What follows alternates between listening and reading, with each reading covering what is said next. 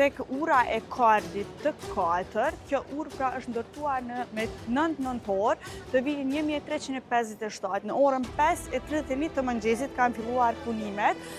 Koha u zgjat me kujdes sepse formonte një varg simetrik numrash, të cilit i atriboi fuqi astrologjike. Pra arkitekti kryesor i kësaj ure është i njëjti që projektoi katedralin e Shën Vitit në Kështjellën e Pragës. Fillimisht quhej ura e Gurit ose ura e Pragës, por më pastaj mori emrin ura e Kardit në vitin 1870.